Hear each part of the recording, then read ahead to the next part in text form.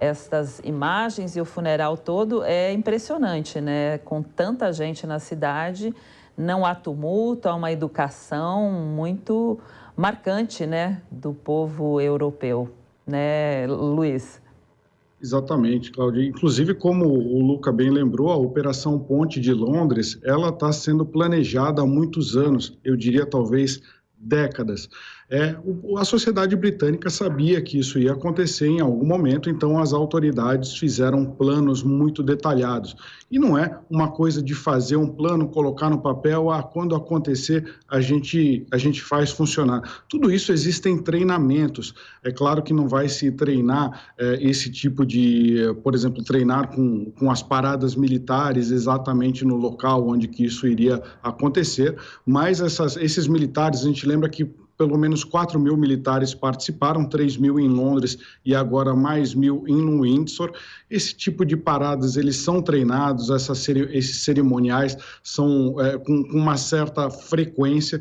Eu posso dizer, por exemplo, na parte de cobertura, eu trabalhei na BBC, que é a emissora oficial, a emissora pública que transmite lá na Grã-Bretanha, e a gente fazia treinamentos anuais, ou seja, treinava-se tanto para a cobertura da morte da Rainha Elizabeth II, quanto do próprio, então, Príncipe Charles, e também até do seu sucessor, o William, e também do Duque de Edimburgo, o Philip, que era o marido da Rainha Elizabeth II. Então, isso era treinado todos os anos, treinado na prática, fechava-se a emissora, colocava-se tapumes em volta para ninguém ver o que estava acontecendo dentro, e fazia-se na prática, eram colocadas as matérias no ar, eram feitas entrevistas, eram feitas transmissões ao vivo, para que nada desse errado durante essa cobertura. A gente lembra que esse evento, para muitos britânicos, aí principalmente políticos, principalmente jornalistas, influenciadores, o evento da morte da rainha é talvez o evento mais importante desde a Segunda Guerra Mundial. Então, isso com certeza é treinado, isso tem todos esses protocolos, eles são se exercitados aí em separado para que não aconteça nenhum problema. Tem essa questão cerimonial, essa questão tradicional, ou seja, a monarquia já era o símbolo da estabilidade na Grã-Bretanha. Então, é muito importante para eles que tudo isso siga como planejado e que seja principalmente estável, uma referência para o povo, uma referência de que as coisas são feitas e planejadas e dão certo. Isso tem a ver com a imagem que a monarquia quer passar para a população britânica. Muito bem, Kawaguchi. A gente lembra que o aeroporto de Londres interrompeu seus voos por meia hora durante o funeral da rainha. O objetivo era que o barulho não atrapalhasse os 2 minutos de silêncio no final da cerimônia, por volta das 8 horas da manhã. Os aviões também não puderam circular durante o trajeto do carro funerário e a procissão até Windsor. Essas mudanças afetaram cerca de 15% da programação aí de Heathrow, e as estradas ao redor do aeroporto também foram temporariamente bloqueadas. Há toda uma cerimônia, todo um protocolo, uma questão de segurança também em Londres e também uma questão muito de simbolismos, né? A gente está com um professor aqui, Marcos Vinícius, que explica para a gente esses simbolismos de todo o funeral que acontece nesses dias todos, hoje com o sepultamento da rainha. Sabe, Cláudia, eu estava olhando esse trajeto e você vê que não tem um trecho do trajeto em que não haja pessoas esperando. E eu fico imaginando o que chefe de Estado, o que chefe de governo, o que presidente da República na história moderna já teve este tipo de calor da população no seu momento de partida. Isso significa somente aí que a rainha soube exercer a função que ela teve durante esses 70 anos de chefia do Estado britânico. Então, o calor humano que você sente, e nós sabemos, né, nós que somos no Brasil, que somos mais calorosos, até dizemos que os britânicos são frios, a impressão que você tinha aqui é de que foi uma situação completamente diferente neste processo todo. Porque, veja que interessante, as pessoas passavam em frente ao túmulo E eu fiquei impressionado com a quantidade de indivíduos que tinham lágrimas nos olhos e o fato de que todos que passavam por ali, a maior parte deles, de alguma forma, parava e fazia um sinal de reverência, seja homem ou mulher, à soberana britânica. Então você vê que isso aí foi um fator muito importante neste processo de todo o simbolismo. E eu até refletindo sobre isso, comentei anteriormente que uma das surpresas que eu tive, eu fui recentemente a uma reunião da Igreja Anglicana em São Paulo e eu fiquei surpreso no culto em inglês, que eles cantaram o hino nacional brasileiro, e no culto em português, um trio de cantores, 2 cantores, um rapaz e uma moça e um pianista excelente, eles tocaram o God Save the King. Então você vê como este simbolismo, tocaram brilhantemente bem, foi uma excelente exposição, e com isto você vê como, mesmo num território, num país completamente distante desses conceitos, ainda assim os britânicos conseguem absorver e trazer esse simbolismo e a importância deste simbolismo para a própria comunidade, seja dos britânicos ou dos brasileiros que frequentam a Igreja Anglicana. Então, eu fiquei muito surpreso com este fato e com esta preocupação aí de não se perder esta ideia do símbolo, mesmo em outros lugares do mundo. Muito bem, nesse funeral aí da Rainha Elizabeth II, que ocorre na Abadia de Westminster, que a gente acompanhou mais cedo, uma série de elementos, como a gente estava falando, foram escolhidos para homenagear o longo casamento da monarca também com o príncipe Philip, né? Foi cantado um hino do casamento da então princesa Elizabeth e também do tenente Philip Mountbatten, em 1947. Ele agora foi cantado aí no funeral, O Senhor é meu pastor, nada me faltará. O salmo e o hino são famosos pelas palavras também, né? A canção foi incluída na ordem do serviço funeral, que foi aprovada pela própria rainha ainda em vida. Ela foi consultada sobre esse assunto ao longo de muitos anos, de acordo com o Palácio de Buckingham. O reitor de Westminster preparou a ordem de serviço em conjunto com o palácio, que é a residência, o Palácio de Lambeth, que é a residência oficial em Londres do arcebispo de Canterbury. O caixão da Rainha Elizabeth II foi fabricado, o caixão que você vê aí nessas imagens agora, a coroa também. O caixão foi fabricado há mais de 30 anos, ele é de carvalho inglês e forrado em chumbo. O público não pode ver o rosto da rainha, já que o velório, o caixão, ficará fechado, coberto com a bandeira, as insígnias reais. O forro de chumbo torna o caixão hermético, já que ele será colocado em uma câmara e não vai ser enterrado. As alças de latão são desenhadas para caixões reais, assim como a tampa também, que leva as insígnias da monarquia. A gente vê aí a imagem do príncipe Charles, neste momento o funeral que segue, muitas pessoas jogando flores também nesse caminho. Já deve estar bem perto, deve faltar uns 20 minutos mais ou menos, seguindo a pontualidade britânica, que foi marcante também durante todo o funeral, e é o que se espera, né, professor? Essa pontualidade britânica é presente em todos os momentos, né? Principalmente aí neste evento, né, tão complexo, mas ele continua sendo respeitado. Essa pontualidade é respeitada a todo momento, né, professor? E veja que interessante também que faz parte de toda a coreografia deste evento.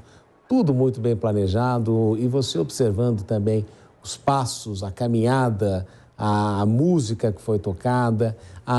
Eu tenho certeza que onde quer que a Rainha Elizabeth esteja neste momento, com certeza ela ficaria muito contente pela implementação da Operação London Bridge, na Ponte de Londres, e que foi aí, como foi mencionado anteriormente, vem sendo planejada desde a década de 60 e parece-me que a última atualização foi em 2005, mas na questão das músicas da igreja, tudo isso obedeceu aí a um protocolo. A missa teve uma hora, até a hora em que o caixão estava saindo ali da abadia de Westminster, da abadia do Hall de Westminster, não da abadia, mas saindo do Hall de Westminster, onde fica a sede do Parlamento Britânico, e indo ali para a abadia de Westminster, eu acreditava que talvez pudesse haver algum tipo de atraso ou não. Tudo impecavelmente planejado, e uma coisa que você sentiria orgulho de fazer parte deste momento. Eu acho que uma coisa importante aqui, Cláudia, é que, infelizmente, ao longo da história, nós vemos que as pessoas têm perdido aí um orgulho do governo, um orgulho da nação, um orgulho do país, em razão de uma deterioração dos símbolos nacionais. Então, este é o momento, não é, de você pegar aí um reinado que foi longevo, um reinado que teve os seus problemas, aqui nunca se escondeu nada com relação aos desafios que a rainha teve, inclusive num dos anos, ela chamou de Annus Horribilis, né? Um ano que foi muito complicado para a própria família, mas que neste momento a coreografia, a liturgia do cargo e tudo aquilo que nós estamos vendo fazem com que cada cidadão britânico se sinta parte deste momento histórico. Por essa razão que ele vai assistir. E aí ele, se sentindo parte deste momento histórico, ele volta para si mesmo e entende o que significa ser britânico. Um dos elementos da constituição desta nacionalidade, sem dúvida, é o respeito à família real por aquilo que ela representa, mas principalmente, e aqui é um fato importante, este sentido de dever.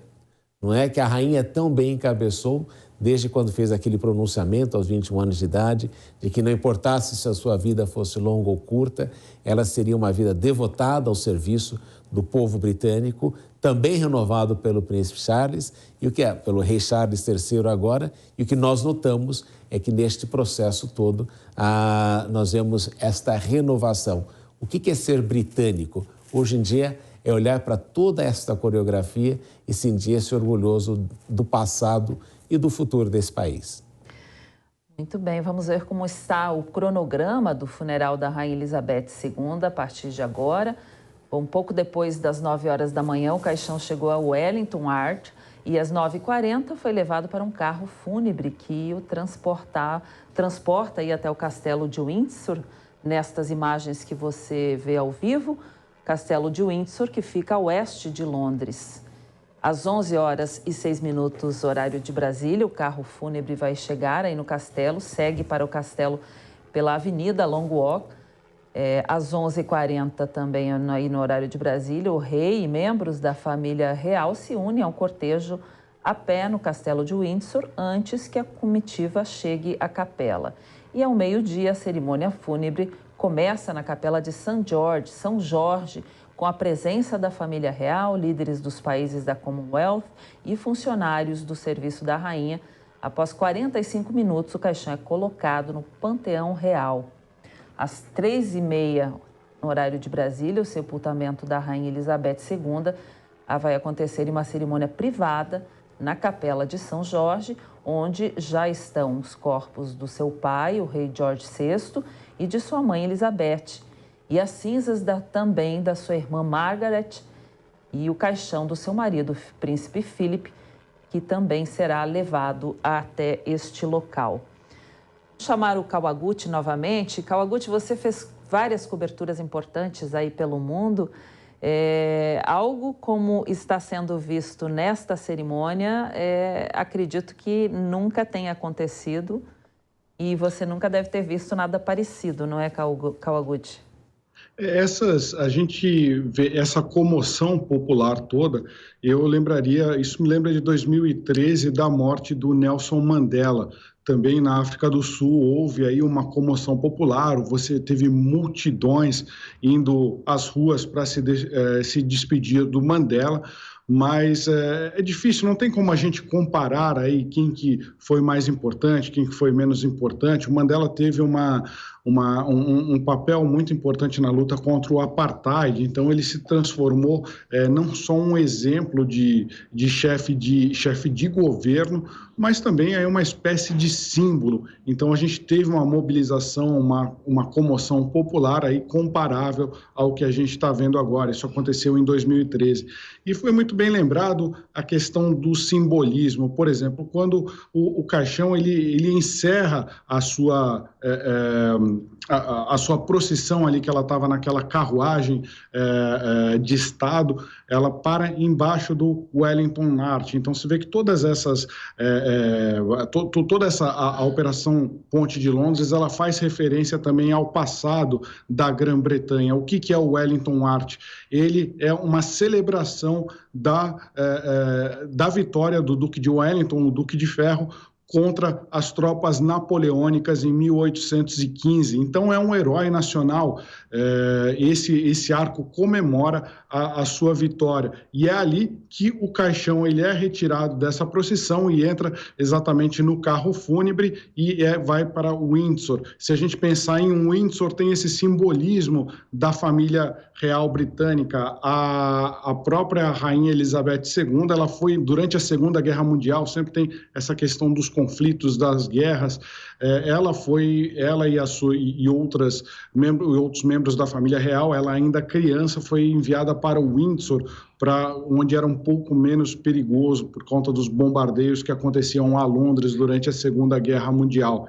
E a gente lembra que a gente viu também uma cerimônia fúnebre de grandes proporções com a morte do Duque de Edimburgo, que era o Philip de Mountbatten, que era o marido da rainha. Isso aconteceu há pouco tempo, aconteceu em 2021. Muita gente até especulou que esse pouco tempo aí, às vezes acontece entre casais que dividiram a vida inteira. Quando um parte, o outro tende aí também a ficar mais fraco. A gente lembra que não foi divulgada a causa da morte da rainha. Teve diversas especulações, mas não foi divulgada e provavelmente não vai ser. A última morte de rei foi o pai dela, do Jorge VI, e foi divulgado que seria e não foi divulgado imediatamente, mas depois ficou-se sabendo que era por conta de um câncer de pulmão.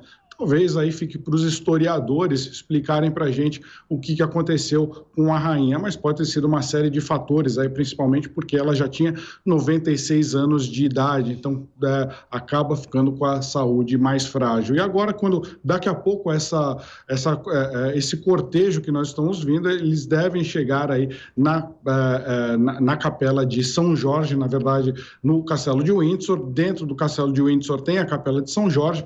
Eles vão passar pelo Long Walk, pelo jeito eles já estão ali na A30, então já está chegando.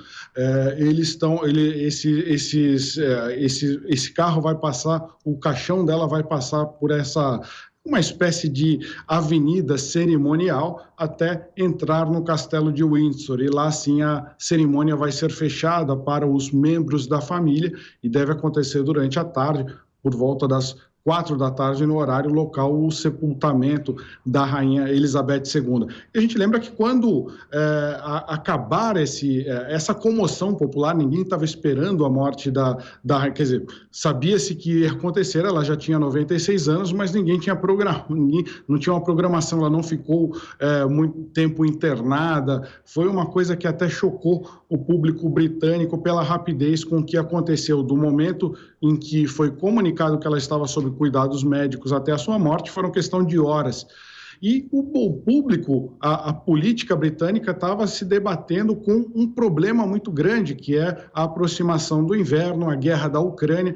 Então, teria a nova premier, Liz Truss, havia assumido há poucos dias o cargo e estava com um problema muito grande. Ela teria que anunciar, era esperado que ela anunciasse um congelamento de contas de energia elétrica, de aquecimento de gás. Isso ficou tudo em suspenso por conta das celebrações, das comemorações, da partida, do ritual fúnebre de partida da Rainha Elizabeth II, ajuda, mas deve voltar à tônica. O mundo inteiro está olhando como que a Grã-Bretanha vai tentar equalizar esse problema, que é uma inflação alta, os preços subindo. Para se ter uma ideia, aí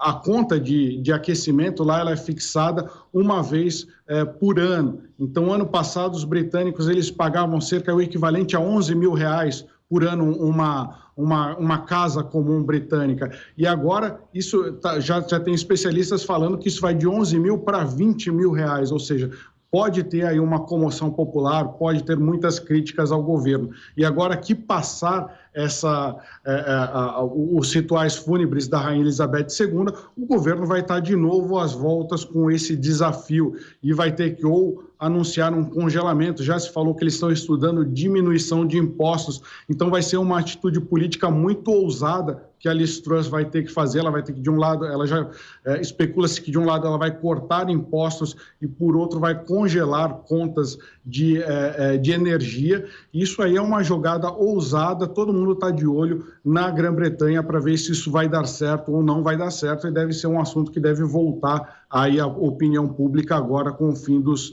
das cerimônias fúnebres. Sim. Lembrando que, apesar da ascensão imediata do rei Charles III ao topo da família real britânica, após a morte da Rainha Elizabeth II, o rosto da monarca vai aparecer por ao menos mais 2 anos nas notas da libra esterlina, a moeda oficial do Reino Unido, mesmo antes de o país abandonar o bloco de nações que usam o euro.